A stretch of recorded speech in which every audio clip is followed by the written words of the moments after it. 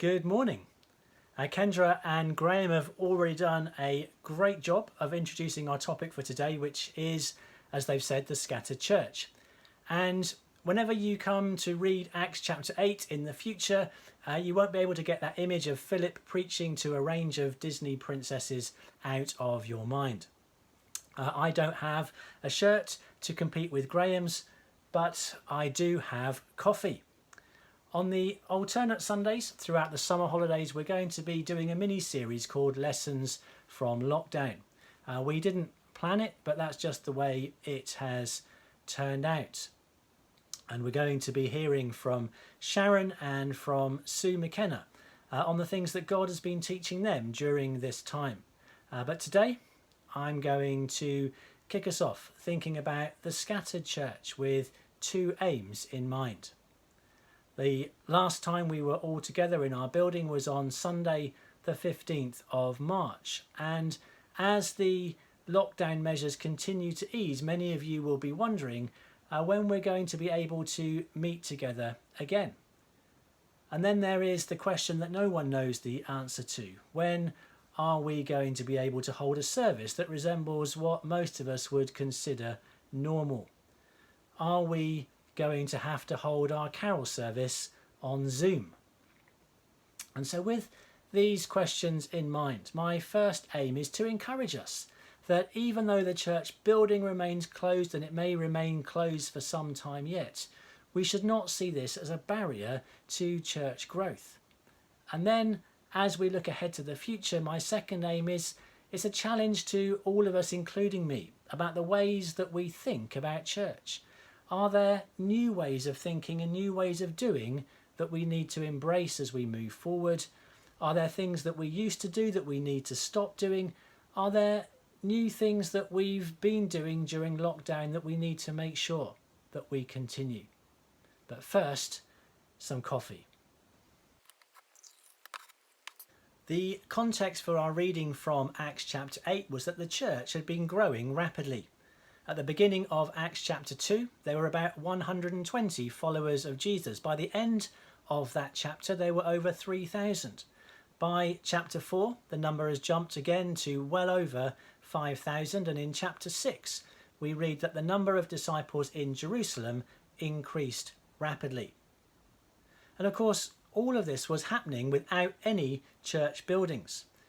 And for those of us who have needed it, this time has been a reminder that when we talk about the church, we're not talking about a building. When the New Testament talks about the church, it never refers to a building. There were no church buildings in Acts. The church was the people, and typically in Acts, they would gather in small congregations in people's houses. And so when you read about the church in Acts, Luke is referring to a specific group of Jesus followers who met together. It's got nothing to do with a building. And so we need to be encouraged that during this time God can and God has been growing the church. Just because our building remains closed doesn't mean that the church is closed. The church is alive and well because the church is the people. And then as we move forward, many of us probably need to work really hard to separate out in our minds the idea of the church from the building. By Acts chapter 8, the number of disciples was increasing rapidly within Jerusalem. Back at the beginning of the coronavirus outbreak, we heard a lot about the R value. In March, R was about 3, and this meant that a person infected with the coronavirus went on to infect 3 other people, who each went on in turn to infect 3 more people. And so the virus spread very quickly. And because of the lockdown measures, that figure, according to the government website, is now somewhere between 0.7 and 0.9. Clearly, in the book of Acts, the good news of Jesus was very infectious, and that the D value was very high, where D is the number of disciples that one disciple goes on to make.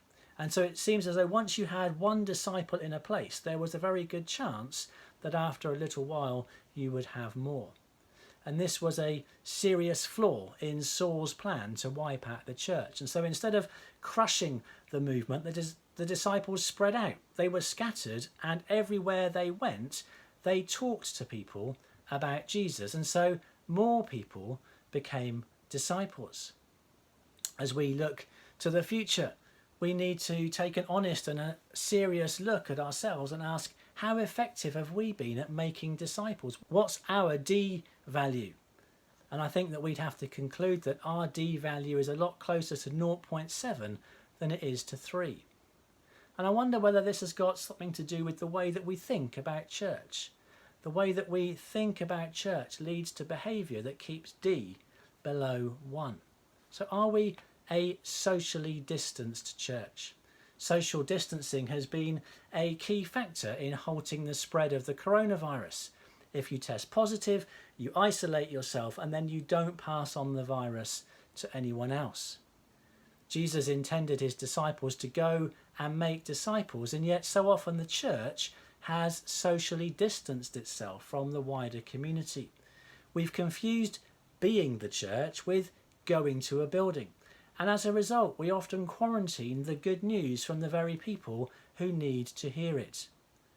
We live in a culture where we increasingly see ourselves as consumers, and so church equates to that place where I go to sit and to watch while certain things are done and said by people more qualified and experienced than me. We also live in a culture where we are encouraged to compartmentalise our lives, and so we go to work. We go home, we go to the gym or to the wine club, and we go to church. And we keep all of these different parts of our lives separate from each other. We may even adopt different ways of speaking or different ways of thinking or different ways of behaving depending on which box we're in. And all of this adds up to a situation where the only way that people are going to hear about Jesus is if they walk through the doors of our building. Are we a masked church? We all know that wearing a mask greatly reduces the chance of spreading coronavirus. The reason that Saul's plan in Acts chapter 8 failed so spectacularly was because wherever these Christians were scattered, they started talking about Jesus. Jesus' talk wasn't just something that happened in the church box, in that building where we go on a Sunday morning. But they talked about Jesus wherever they went.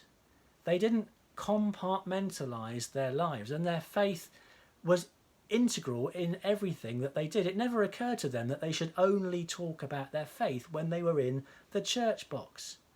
People today are desperate for good news about a coronavirus vaccine, and every time there is the slightest possible bit of progress, it makes the news. And these disciples had good news. They had the good news that could make the difference between life and death. And so they wanted to share it with everyone that they met. And yet for many of us, our faith, our relationship with Jesus is only something that we ever talk about when we're in the church box. It's as if we're wearing a mask and people will only ever hear the good news about Jesus if they walk through the door of our building. Are we a sanitised church? We all know the importance of washing our hands properly so that we don't pick up the virus from touching contaminated surfaces. And these disciples in Acts, they were out there living in a messy world. They were getting their hands dirty. We have the story of Philip. Now surely the temptation in a climate where Christians are being thrown into prison would be to keep your head down, to fly under the radar.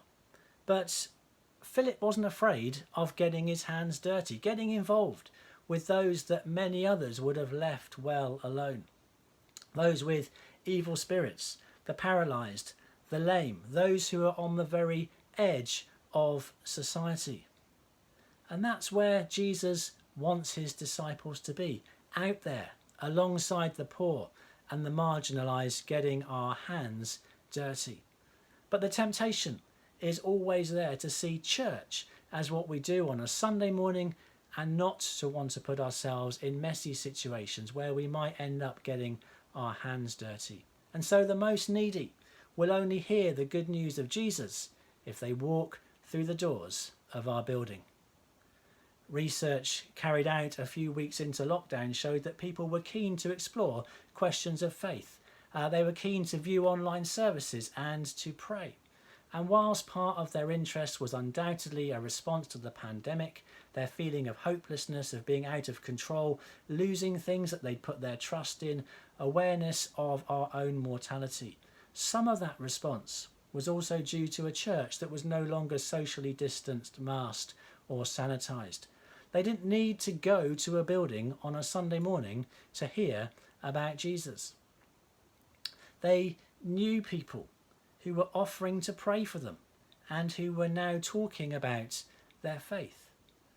There were people who were putting themselves out to make sure that the most vulnerable in our communities were having their needs met, whether that was getting the shopping or making a telephone call. So let's be encouraged that just because our building is closed, the church is very much alive. And as we look forward, let's make sure that we put things in place, both individually and as a church, to make sure that once lockdown is over, we're not still locked into ways of thinking and being that means that we are a socially distanced, masked and sanitised church.